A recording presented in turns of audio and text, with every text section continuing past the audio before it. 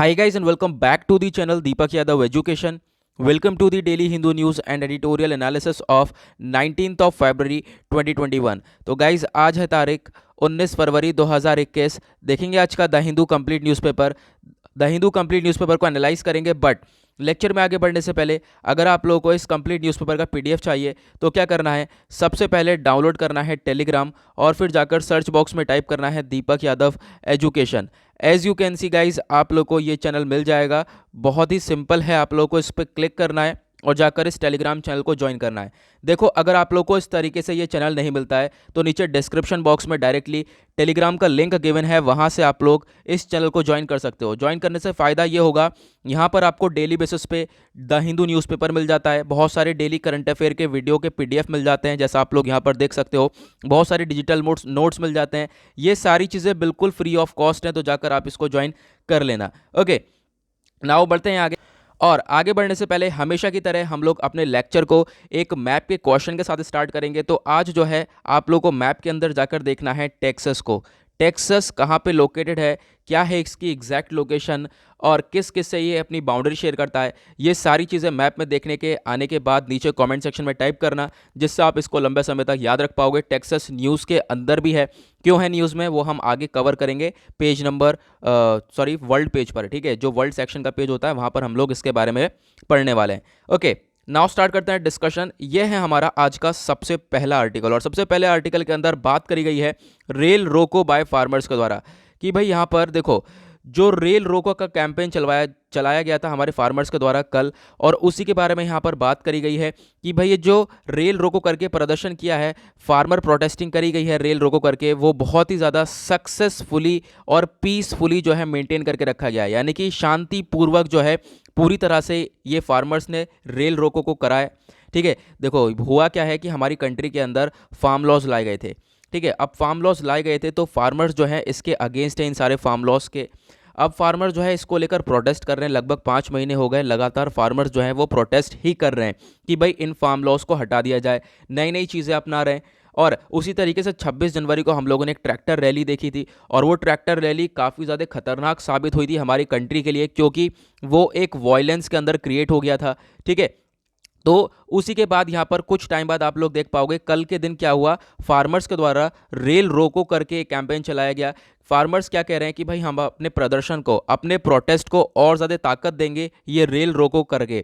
तो ये रेल रोको करके यहाँ पर इन्होंने अच्छी तरीके से जो है कल पूरी तरह से करा है इसको, लेकिन ये प्रदर्शन बहुत ही ज़्यादा पीसफुली हुआ है। और इनफैक्ट इसके अंदर रेलवे खुद ये बोल रहा है कि भाई इसका कोई भी इम्पैक्ट नहीं पड़ा ट्रेन्स के ऊपर, यानी कि रेल रोको करके तो ऑब्वियस सी बात है फार्मर्स ने रेल रोकने की कोशिश करी है, तो यहाँ पर इम्पैक्ट नहीं पड़ा इसका रनिंग ऑफ ट्रेन्स पे। मतलब कि आप सोच सकोगे बहुत ही ज़्यादा शांतिपूर्वक जो है ये प्रोटेस्ट करा गया है। ओके, तो यहाँ पर बेसिकली यही आर्टिकल के अंदर, और ज़्यादा कुछ है नहीं, नाम से ही ध्यान रख लेना रेल रोको क्या मतलब है, रेल को रोक कर कुछ अपनी मांगे पूरी करवाना। तो इस तरीके की चीज़ें यहाँ पे करी गई थी और ये शांतिपूर्वक सारी चीज़ें निपटाई गई हैं। नाउ उसके बाद नेक्स्ट आर्टिकल आप लोग ये वाला देख पाओगे। यहाँ पर ये वाला आर्टिकल जो है आईपीएल के ऑक्शन से रिलेटेड है। आप लोग को मालूम है हर साल जो है आईपीएल होते हैं और उसके अंदर ऑक्शन होता है, खिलाड़ी को खरीदा बेचा जाता है। ठीक है, तो उसी तरीके से आप लोग देख पाओगे क्रिस मॉरिस जो है सबसे महंगे खिलाड़ी साबित हुए हैं आज के टाइम पर इस आईपीएल में। तो उसी के बारे में बताया गया और ज़्यादा कुछ है नहीं, ज़्यादा इसके अंदर डीपली जाएंगे नहीं। नाउ यहाँ पर नेक्स्ट आर्टिकल की तरफ बढ़ते हैं। नेक्स्ट आर्टिकल की तरफ बढ़ने से पहले मैं आप लोगों को एक चीज़ बता दूं कि कल से हमारा एक वीडियो आने वाला है एमसीक्यू का वीडियो भी।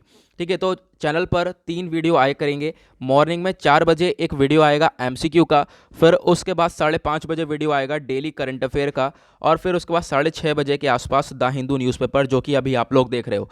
ठीक है, तो यानी कि आपको एक पूरा का पूरा कंप्लीट करंट अफेयर का पैकेज मिल जाएगा इस चैनल पर। बहुत सारे लोग वेट कर रहे थे एमसीक्यू का, तो फाइनली हम लोग कल से अपने चैनल पर एमसीक्यू का वीडियो ला रहे हैं। ओके, नाउ यहाँ पे जो ये आर्टिकल है बात कर रहा है क्वाड की मीट के बारे में। सबसे पहले अगर हम बात करें क्वाड के बारे में, तो क्वाड क्या है? क्वाड एक क्वाड्रिलेटरल डायलॉग, एक ग्रुप है 4 कंट्रीज़ का। बेसिकली इंडिया है इसके अंदर, और है यूएसए, तीसरा है इसके अंदर ऑस्ट्रेलिया, चौथा है जापान। ये चारों कंट्रीज़ का ग्रुप है ये क्वाड, इसी के लिए इसको हम लोग क्वाड बोलते हैं। नाउ अगर हम इसके अंदर बात करें तो काफ़ी सारी चीज़ें हैं।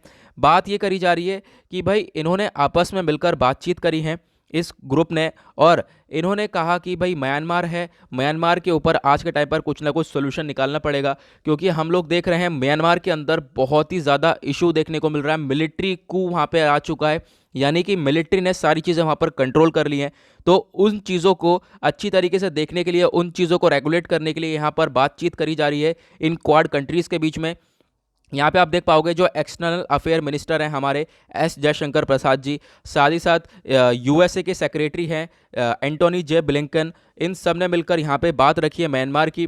बोला गया है यहाँ पे मिलिट्री कू है, जिससे कि बहुत सारी जो डेमोक्रेसी थी म्यांमार के अंदर वो बर्बाद हो चुकी है। तो ये चीज़ें नहीं होनी चाहिए ना, ठीक है। उन चीज़ों के ऊपर यहाँ पे बात करी गई। साथ ही साथ इनके द्वारा बोला जा रहा है कि भाई एक रूल बेस्ड इंटरनेशनल ऑर्डर को अपहोल्ड करा जाएगा, ताकि एक पीसफुली रिजोल्यूशन लाया जाए, यानी कि म्यांमार के अंदर शांति से एक अपना जो भी सजेशन है, शांतिपूर्वक जो भी सॉल्यूशन निकलेगा वो लेकर आया जाए। यहाँ पर बेसिकली वही बात रखी गई है। तो चारों कंट्रीज मिलकर कोशिश कर रही हैं म्यांमार के अंदर आज के टाइम पर शांति बन जाए। ओके, उसके बाद ज़्यादा कुछ है नहीं इस पेज नंबर 1 पे। पेज नंबर 1 पे एक आर्टिकल ये भी है, इसके बारे में हम ऑलरेडी काफ़ी बार पढ़ चुके हैं। किरण बेदी अपने लेफ्टिनेंट गवर्नर के पद से हटाई गई हैं, अब आ गई हैं नई लेफ्टिनेंट गवर्नर, तो उसी के बारे में यहाँ पर बताया गया है। ओके, नाउ बढ़ते हैं आगे। नाउ आते हैं पेज नंबर 8 के ऊपर। पेज नंबर 8 पे कुछ आर्टिकल्स हैं, ये वाला जैसे आप लोग देख पाओगे ये बिल्कुल पेज नंबर 1 वाला ही है, जो कि हमने अभी के अभी डिस्कस किया है, रेल रोको वाला आर्टिकल, ठीक है। उसके बाद ज़्यादा कुछ यहाँ पर है नहीं, 2-3 आर्टिकल और हैं जो कि काफ़ी इंपॉर्टेंट है। आप ये वाली सिचुएशन देखना, केरला के अंदर क्या सिचुएशन हुई है, जैसा हमारे दिल्ली के अंदर हुआ था 26 जनवरी पर, रिपब्लिक डे पर जैसे दिल्ली के अंदर हुआ था, वैसा कुछ यहाँ पर देखने को मिला है। क्या हुआ है कि जो पीएससी का रैंक होल्डर थे, ठीक है, जिन्होंने पीएससी का पेपर क्लियर करा हुआ है केरला का, ठीक है, केरला पीएससी का पेपर बहुत ज़्यादा जाना माना पेपर है, बहुत लोग मतलब भागते हैं इसके पीछे। तो ये पेपर के रैंक होल्डर्स हैं, बहुत सारे लोगों ने क्लियर किया है। अब ये लोग प्रदर्शन कर रहे थे। अब ये जो प्रदर्शन कर रहे थे, तो ये प्रदर्शन बढ़ गया वॉयलेंस के अंदर। ये भी क्या हो गया, हिंसक बदल गया, हिंसक में चेंज हो गया। और यहाँ पे आप लोग देख पाओगे कितना ज़्यादा बवाल हुआ है। ये इस तरीके से आप लोग पिक्चर देख पाओगे, तो ये प्रोटेस्ट हो में काफ़ी ज़्यादा बवाल के अंदर बदल चुका था। तो उसी के बारे में इस आर्टिकल के अंदर बताया गया है। सबसे पहले बताया गया जो 24 day old PSC rank holders थे, यानी कि 24 दिन ही हुए थे ये पीएससी रैंक होल्डर में आने के लिए, यानी कि पीएससी इन्होंने पेपर क्लियर किया है केरला पीएससी का, 24 दिन ही हुए थे। अब ये लोग प्रदर्शन कर रहे थे, गवर्नमेंट के लिए कि भाई यहाँ पर सरकार जो है जॉब्स इतनी नहीं दे रही है, तो जॉब्स के लिए ये लोग प्रदर्शन कर रहे थे। अब यहाँ पर ये प्रदर्शन जो बदल गया वॉयलेंस के अंदर। यहाँ पे आप देख पाओगे हुआ क्या था कि भाई बहुत सारे सपोर्टर थे, यानी कि ये जो रैंक होल्डर्स हैं इनके बहुत सारे सपोर्टर्स थे। और ये KSU, ध्यान से सुनना, KSU केरला स्टूडेंट्स यूनियन, जो ये स्टूडेंट है, इन लोगों से क्लैश हो गया, इन लोगों से ये लोग आपस में भिड़ गए पुलिस के साथ। और पुलिस के साथ भिड़ने के बाद जो है काफ़ी ज़्यादा बवाल हुआ। फिर उसके बाद यहाँ पर सिचुएशन संभली नहीं है, फिर आप देख सकते हो क्या हाल हुआ है वहाँ पर।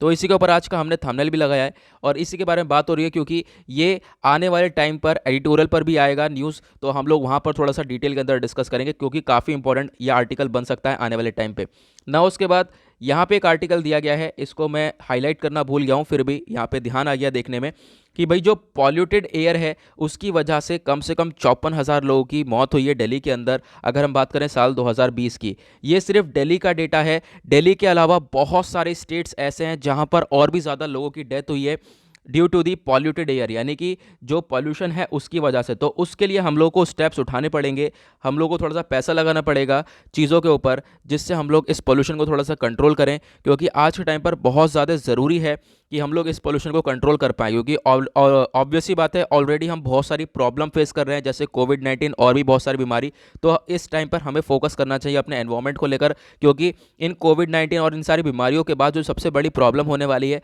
वो है पॉल्यूशन की। ओके, और उसके बाद नेक्स्ट आर्टिकल ये भी काफ़ी इंपॉर्टेंट है, वनडे एग्जाम में डायरेक्टली इससे क्वेश्चन बन सकता है। बात करी जा रही है हैदराबाद ने एक टाइटल विन किया है और टाइटल का नाम है ट्री सिटी। तो ट्री सिटी का टाइटल विन कर लिया है, हैदराबाद को स्टेटस दे दिया ट्री सिटी का।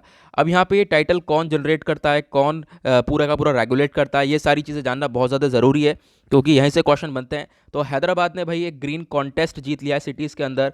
ये जो ट्री सिटी है, यानी कि पेड़ों वाला शहर, तो जो tree city of the world का टाइटल जीता है।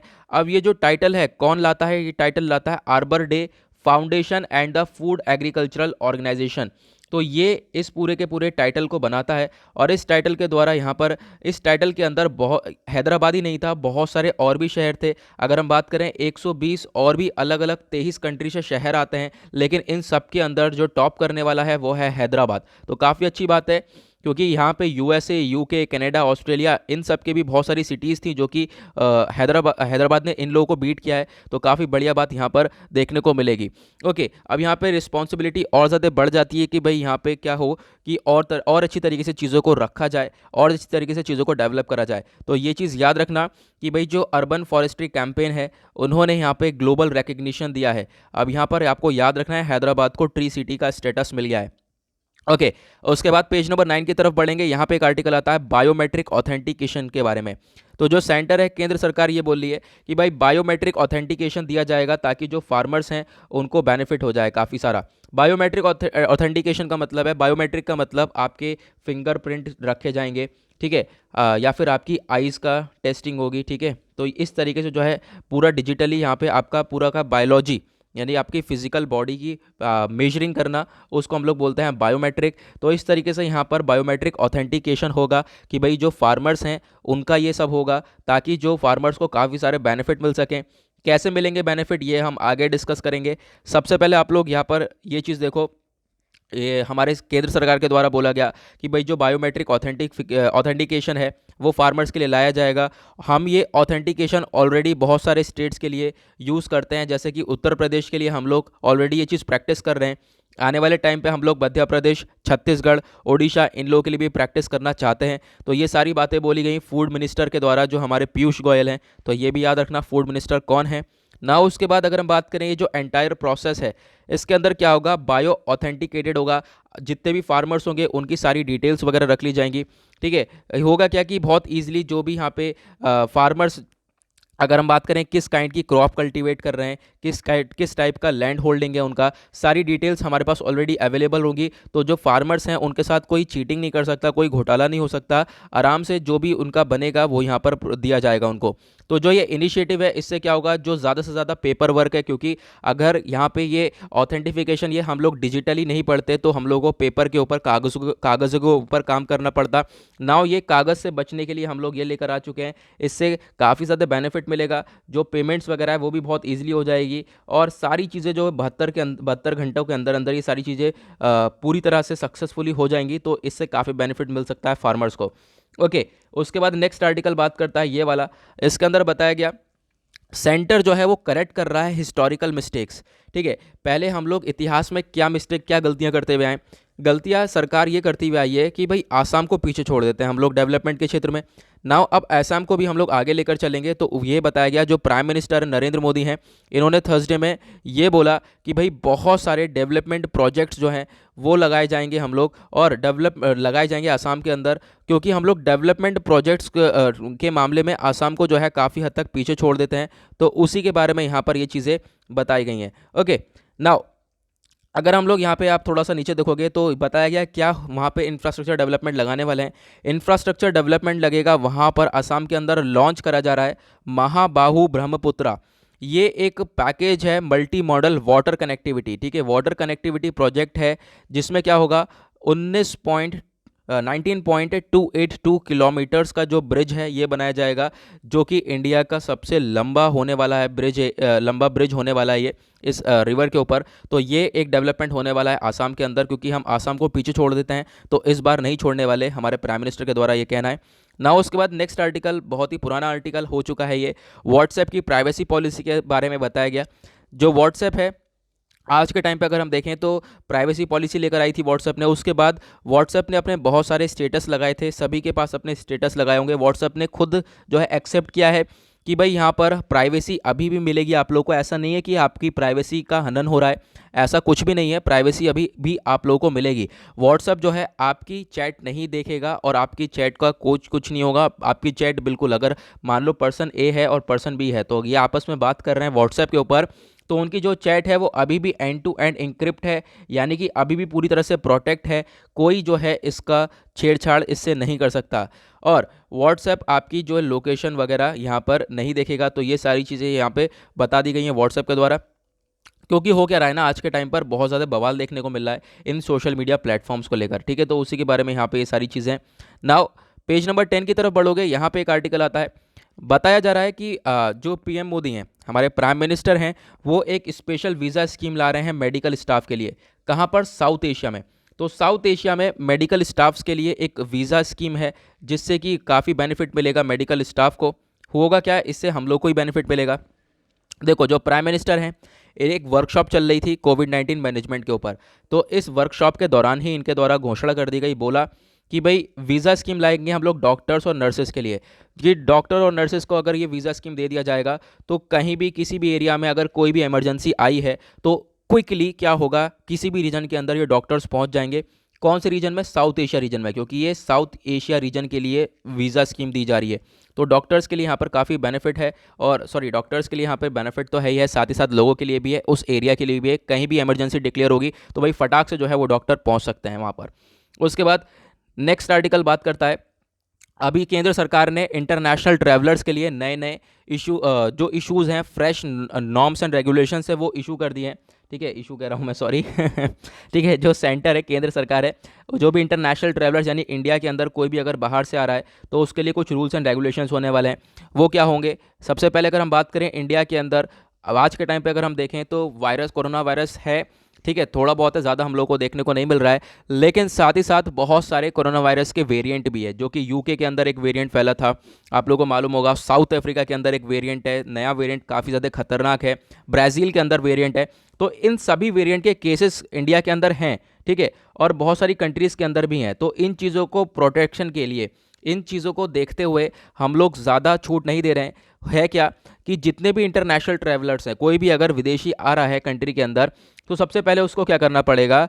एयर सुविधा पोर्टल पर अपना एक कोविड-19 का निगेटिव रिपोर्ट अपलोड करनी पड़ेगी, ठीक है। तो एक निगेटिव रिपोर्ट, यानी कि अगर उसने टेस्टिंग कराई है तो उसकी रिपोर्ट नेगेटिव आनी चाहिए। आरटीपीसीआर टेस्ट होगा, reverse transcription polymerase chain reaction इसकी फुल फॉर्म है।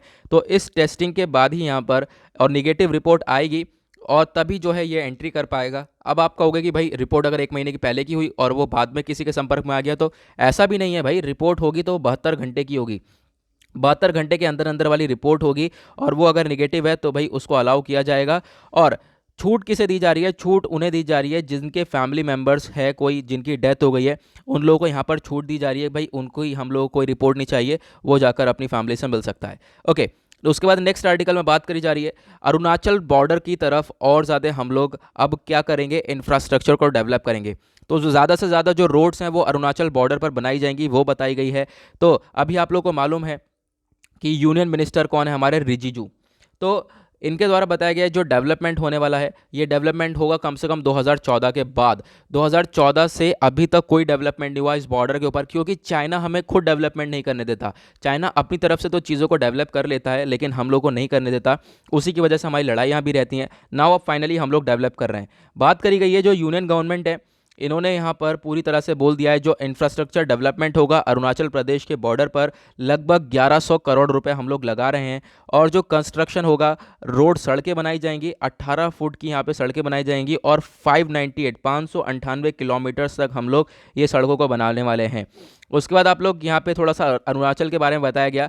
जो अरुणाचल प्रदेश है, इसका एक सबसे बड़ा जो बॉर्डर है वो शेयर करता है चाइना के साथ, फिर उसके बाद म्यांमार के साथ, फिर भूटान के साथ, ठीक है। और उसके बाद जो हमारे स्पोर्ट्स मिनिस्टर हैं उनके द्वारा बोला गया, इस तरीके का जो डेवलपमेंट है अरुणाचल बॉर्डर पर, ये हुआ था 2014 में। 2014 में अभी तक ऐसा कोई डेवलपमेंट हुआ नहीं है।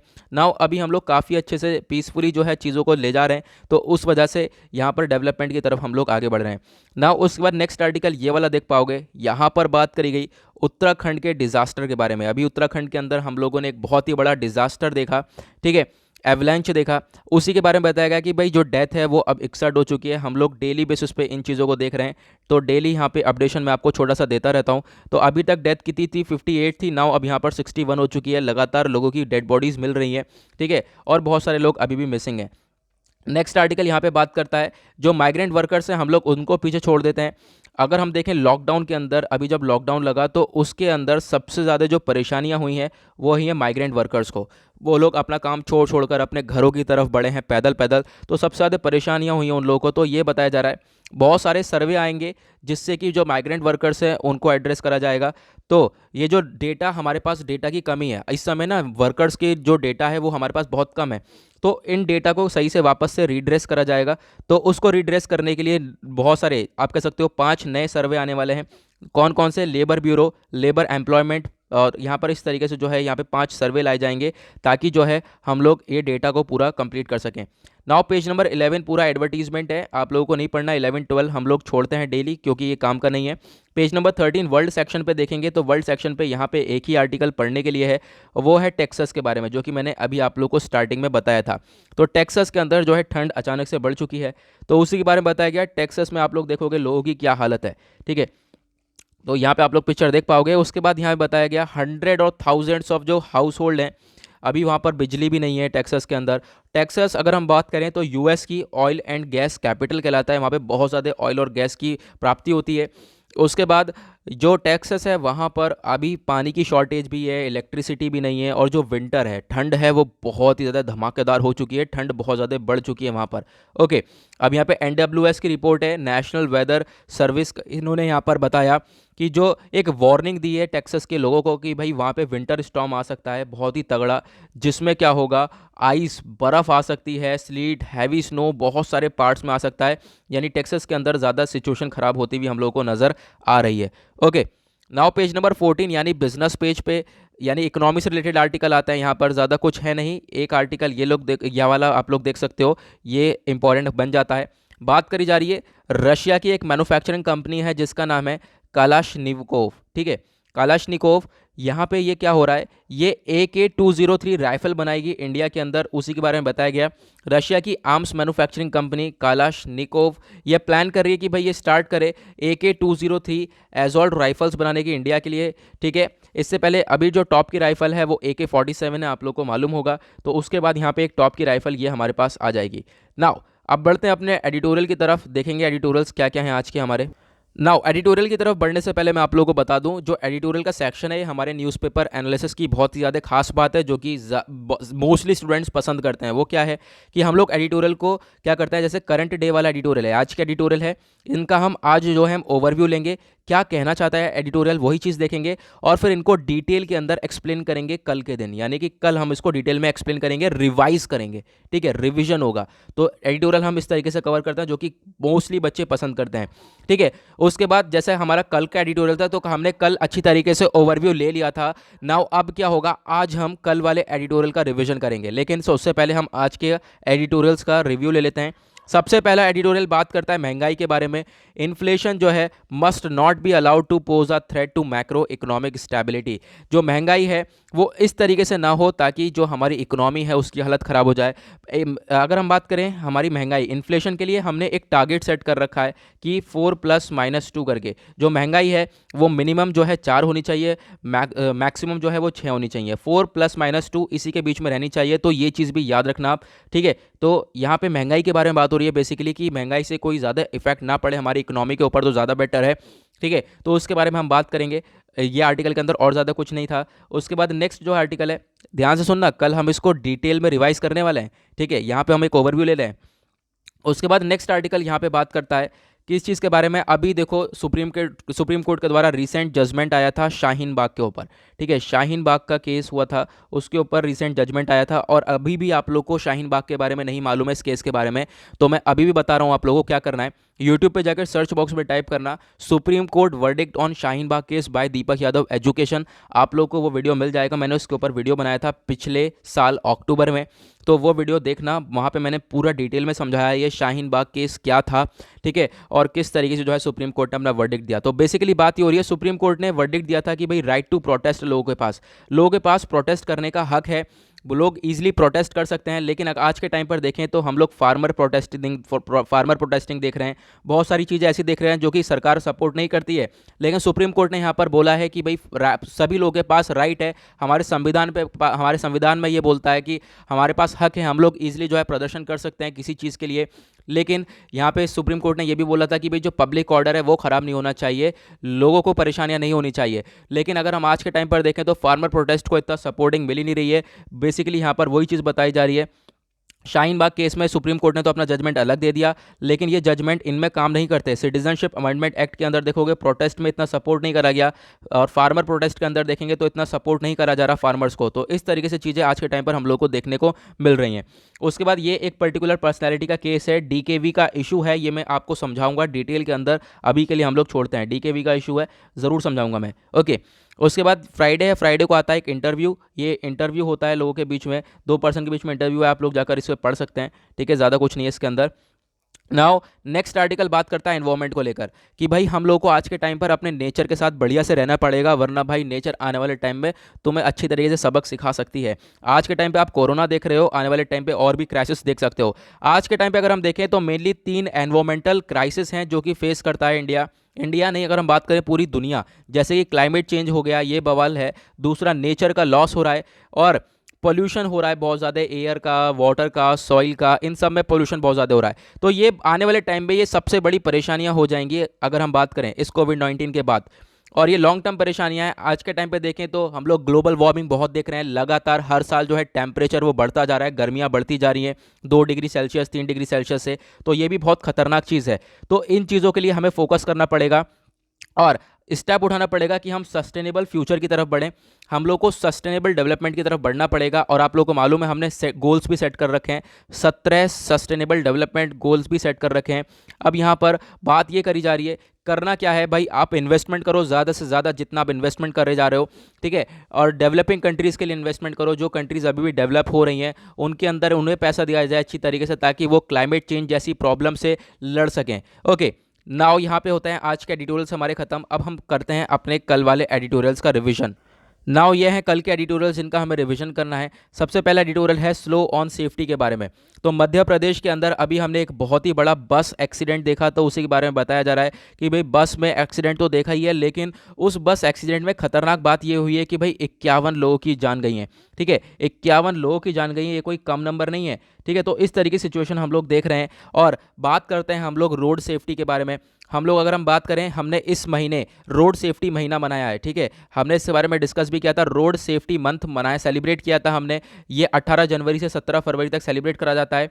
और इसके अंदर देखें तो ये सिचुएशन हम लोग को देखने को मिल रही है, यानी कि इंडिया के अंदर ये सिचुएशन है कि लगभग एक्सीडेंट्स बहुत ज़्यादा होते हैं। हर साल बहुत ही ज़्यादा लोगों की जान जाती है एक्सीडेंट की वजह से। एक डेटा बताया गया है, साल 2019 के अंदर 1,51,113 लोगों की एक्सीडेंट की वजह से जान गई थी, और 4,51,361 लोग घायल हुए थे, ठीक है। इस तरह की सिचुएशन हम लोग देख रहे हैं। और उसके बाद अगर हम बात करें, रूरल एरियाज़ वगैरह में बहुत ही बुरी सिचुएशन हो जाती है, क्योंकि होता क्या है, एक्सीडेंट उन्हीं लोगों के हो रहे हैं जो कि 18 से 45 साल के बीच में है, ठीक है, और जो कि कमाने वाली जनरेशन है, जो कि काम करके कमाती है। अगर हम बात करें तो इन लोगों का अगर एक्सीडेंट हो जाता है, इन लोगों की डेथ हो रही है, तो इसकी वजह से इनकी परिवार वालों को काफ़ी ज़्यादा प्रॉब्लम फेस करने को मिलती है, वो यहाँ पे बताया गया। साथ ही साथ बताया गया जो हमारे ट्रांसपोर्ट मिनिस्टर हैं, उनका नाम याद रखना, नितिन गडकरी। इन्होंने यहाँ पर ये स्टार्ट करा है कि भाई इन चीज़ों के ऊपर काम करा जाएगा, इन चीज़ों के ऊपर आगे बढ़ा जाएगा, ठीक है। होता क्या है कि भाई कंट्री के अंदर हमारी 5% ही ऐसी जगह है जहाँ पर एक्सीडेंट इतने खतरनाक होते हैं, ठीक है। ये 5% ऐसी जगह हैं जहाँ पर इतने खतरनाक एक्सीडेंट होते हैं, और कम से कम 61% तक जो एक्सीडेंट है इन 5% वाले एरियाज़ में होते हैं, ठीक है। तो यहाँ पे इन 5% वाले एरियाज़ को हमें मेंटेन करके चलना पड़ेगा। हमारे पास सस्टेनेबल डेवलपमेंट गोल्स हैं, 17 गोल सेट कर रखे हैं। तो हम लोग को काम करना पड़ेगा कि हम लोग क्या करें, ये जो रोड्स के थ्रू डेथ हो रही है, लोगों की जान जा रही है, इसको कम कर सकें, ठीक है ना। उसके बाद नेक्स्ट जो है ये आर्टिकल बताता है कि भाई जो पीएफ इनकम्स है, होता क्या है कि आप कहीं पे जॉब करते हो तो आपका प्रोविडेंट फंड कटता है, जो कि जब आप रिटायर होते हो तो साल में इकट्ठा आपको लो लास्ट में मिल जाता है। तो ये जो पीएफ इनकम है ये कटेगी। यहाँ पे बताया जा रहा है कि भाई अभी तक क्या होता था, इसके ऊपर टैक्स नहीं लगता था, नाउ अब आपके पास ये पीएफ इनकम के ऊपर भी टैक्स लगेगा। लेकिन ये लगेगा जब आपका इंटरेस्ट कम से कम 2.5 लाख से ज़्यादा होगा, ठीक है। जब आप 2.5 लाख से ज़्यादा का अभी ब्याज कमा रहे हो तो उसी के ऊपर यहाँ पे आपका जो है ये पे टैक्स लगने का, जिससे कि जो है लोग क्या करते हैं ना, काफ़ी सारा पैसा कमा के सोचते हैं कि भाई इसे बैंक में डाल दो, इसका ब्याज खाते रहेंगे, ठीक है, ऐसी ज़िंदगी चलती रहेगी। तो ऐसा नहीं होता, क्योंकि ब्याज फिर उसके बाद कंट्री ग्रो नहीं हो पाती, मनी जो है वो फ्लो नहीं हो पाएगा। तो इस चीज़ को देखते हुए यहाँ पे टैक्स लगाया जाएगा, ठीक है। और उसके बाद नेक्स्ट आर्टिकल यहाँ पे बात करता है कि जो पेंडेमिक है, कोविड-19 की वजह से बहुत बुरी सिचुएशन देखने को मिली है। जो लोग गरीब हैं, पुअरेस्ट सिटीज़न हैं, उन्हें सबसे ज़्यादा दिक्कतें देखने को मिली हैं। इसके ऊपर दो लोगों ने दो किताबें लिखी हैं, उन किताबों के बारे में बस खाली आपको याद रखना है। पहली किताब का नाम है लॉकिंग डाउन द पुअर, और ये जो है ये pandemic and the Indians moral centre, ये लिखी गई है हर्ष मंदिर के द्वारा। उसके बाद दूसरी किताब लिखी गई है why India lets its people down and how they cope, ये लिखा गया है मिस्टर राजशेखर के द्वारा। तो ये दो किताबें लिखी गई हैं जिसके अंदर डिस्कस किया गया कोविड-19 की वजह से आज के टाइम पे अगर हम देखें तो बहुत ज़्यादा प्रॉब्लम फेस करने को मिली है, खासकर माइग्रेंट वर्कर्स को और भी लोगों को। तो इसके लिए क्या सोल्यूशन हम लोग लेके आ सकते हैं? इंडिया को एक स्ट्रॉन्ग पूरी तरह से रीयूनाइट होना पड़ेगा, अच्छी तरीके से यूनिटी के अंदर आना पड़ेगा। आज के टाइम पे अगर हम देखें तो लोग इतना यूनिटी दिखाते नहीं हैं, कास्ट और ये सारी चीज़ों के ऊपर ही रह जाते हैं कि भाई इन चीज़ों में भेदभाव करते रह जाते हैं। तो ये चीज़ें नहीं होनी चाहिए, तभी इंडिया ग्रो हो पाएगा। उसके बाद नेक्स्ट आर्टिकल के अंदर बताया गया हेल्थ सेक्टर को लेकर। तो अभी आप लोगों को मालूम है 1 फरवरी को हमारा बजट आया था, और बजट के अंदर बताया गया जो हेल्थ सेक्टर है उसके अंदर अच्छा खासा पैसा लगाया जा रहा है। तो उसी को यहाँ पे बताया गया, बजट की तारीफ करी गई है कि बजट में पैसा तो लगाया जा रहा है अच्छा खासा हेल्थ सेक्टर पर, लेकिन यूनियन पैसा लगाएगा सेंटर, केंद्र सरकार पैसा लगा रही है, तो उसके साथ ही साथ स्टेट्स को भी लगाना पड़ेगा। स्टेट्स को भी यहाँ पर अपने एक्शन लेने पड़ेंगे, दोनों मिलकर काम करेंगे तभी आगे बढ़ पाएंगे, अकेला कोई नहीं बढ़ पाएगा, ठीक है। यहाँ पे इंश्योर करा गया जो एडिक्वेट फंड्स है वो काफ़ी ज़्यादा ज़रूरी है हेल्थ सेक्टर के लिए।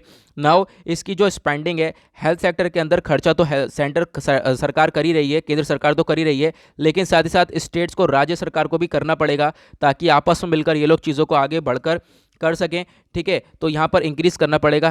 तो हम लोग क्या होगा, देखो हेल्थ सेक्टर में अभी एक ही बंदा काम कर रहा है, जब दो बंदे काम करने लगेंगे तो और ज़्यादा भी यहाँ पर हम लोग को सिचुएशन देखने को इंप्रूव होती हुई देखने को मिलेगी। नेक्स्ट आर्टिकल कोविड-19 से रिलेटेड है, यहाँ पर बिल्कुल भी इंपॉर्टेंट नहीं है, इसको हम डिस्कस नहीं करने वाले। ये वाला आर्टिकल डिस्कस करेंगे मनी वर्सेस हैप्पीनेस। मैंने आप लोगों से कहा था कल पढ़ लेना। देखो यहाँ पे बात ये करी जा रही है, पैसा ज़्यादा प्यारा है या खुशी, ठीक है, किसी के लिए क्या ज़्यादा इंपॉर्टेंट है, मनी ज़्यादा इंपॉर्टेंट है या हैप्पीनेस? तो यहाँ पे उसी के बारे में बताया गया और लिखा गया है कि भाई देखो पूरे, अगर हम ओवरऑल मैं आपको बताऊं तो इसका निचोड़ ये है, खुशी के लिए भी कहीं ना कहीं तो पैसा चाहिए, ठीक है, कहीं ना कहीं तो मनी भी चाहिए हैप्पीनेस के लिए। लेकिन बहुत सारे ऐसे लोग भी हैं, बहुत सारे अमीर अमीर लोग हैं जिनके पास भरपूर बेशुमार पैसा है, लेकिन फिर भी वो लोग परेशान रहते हैं, ठीक है, उनकी अपनी परेशानियां रहती हैं। तो ऐसा नहीं होना चाहिए भाई। ऐसा है कि भाई आपके पास इनकम हो, आप अपनी ज़रूरतें पूरी करो। आपके पास अगर इनकम बढ़ेगी तो आप अपना मेटेरियलिस्टिक जो भी गुड्स हैं उनको प्रोड्यूस ले पाओगे, खरीद पाओगे, जो भी आपकी नीड है, वांट्स हैं, उनको आप पूरा कर पाओगे, अपने आप को सेटिस्फाई कर पाओगे। अगर आप अच्छी खासी इनकम कमा रहे हो तो उससे आपको हैप्पीनेस मिल रही है तो बहुत बढ़िया है। लेकिन अगर आप पैसा कमाने के बाद भी खुश नहीं हो, आपके पास सब कुछ है, आपके पास खुशी नहीं है, तो वो बेकार है, ठीक है। तो यहाँ पे एग्जैक्टली ये बताया जा रहा है, आप कमा रहे हो, सही कमाओ, अच्छा कमाओ, अपना जो है अपनी वांट्स को पूरी करो, अपने सेटिस्फैक्शन को पूरा करो, लेकिन खुश रहो तो ज़्यादा बेटर है। तो मनी वर्सेस हैप्पीनेस के अंदर ये बहुत ज़्यादा इंपॉर्टेंट चीज़ है। ओके, नाउ इसी के साथ होता है आज का हमारा न्यूज़पेपर एनालिसिस समाप्त। तो गाइज आज हमने थोड़ा सा प्रेजेंटेशन डिफरेंट रखा था, आप बताना कि आपको कैसा लगा है। तो आज के लिए बस इतना ही, मिलेंगे आप लोगों से नेक्स्ट वीडियो में। आज के लिए bye bye, have a nice day.